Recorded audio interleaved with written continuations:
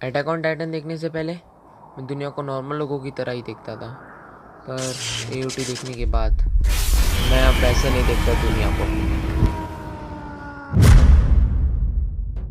Literally AOT ने मुझे बहुत सारे लाइफ लेसन्स दिए जो स्कूल मुझे कभी नहीं दे सका।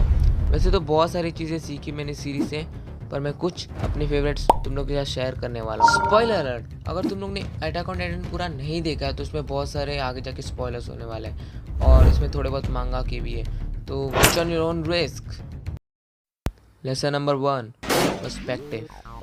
एक टाइम पे हम लोग ने रायनो को क्लीन विलेन की तरह देखा था जब उसने एरन को बिट्रे किया था। फिर हम लोग ने उसकी बैक स्टोरी देखी कि कैसे उसको बचपन से ब्रेन वॉश किया गया।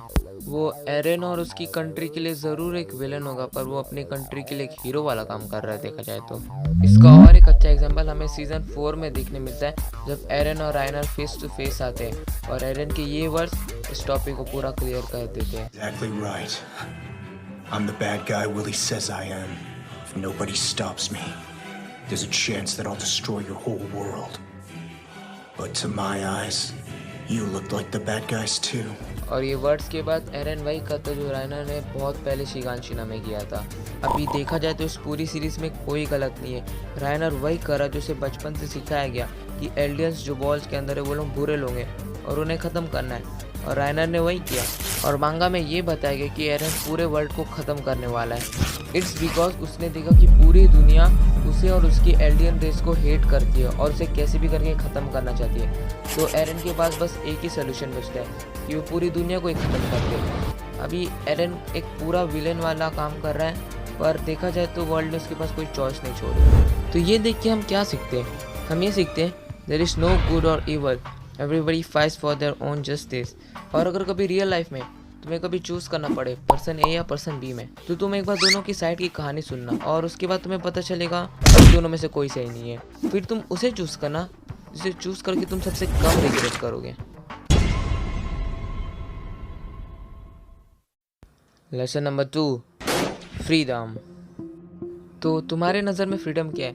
किसी के लिए फ्रीडम है पिंजरे से बाहर निकलना, तो किसी के लिए फ्रीडम ऑफ स्पीच, तो किसी के लिए एक कंफर्टेबल लाइफ जीना। पर फ्रीडम का असली मतलब है हैविंग नो लिमिट्स, तुम कुछ भी कर सकते हो। और प्लॉट ट्विस्ट, फ्रीडम एग्जिस्ट नहीं करता रियल लाइफ में। कॉन्स्टिट्यूशन लॉ में ये बताया गया है कि फ्रीडम डजंट कोएक्सिस्ट विद डेमोक्रेसी, क्योंकि फ्रीडम की कोई बाउंड्रीज नहीं होती। इसलिए हम लोग अपनी फ्रीडम एक्सचेंज करते हैं राइट्स के साथ, विच आर लिबर्टीज, जिसकी क्लियरली डिफाइंड लिमिट्स होती है ताकि ये सोसाइटी में इक्वली डिस्ट्रीब्यूट हो सके। हमारे पास फ्रीडम है कि हम कहीं भी जा सकते हैं, पर ये नहीं कि हम कैसे भी जा सकते हैं। देखा जाए तो इस दुनिया का सबसे फ्री मैन है किम जोंग उन। वो अपनी कंट्री में कुछ भी कर सकता है और किसी को कुछ भी करा सकता है विदाउट फेसिंग एनी कॉन्सिक्वेंसेस।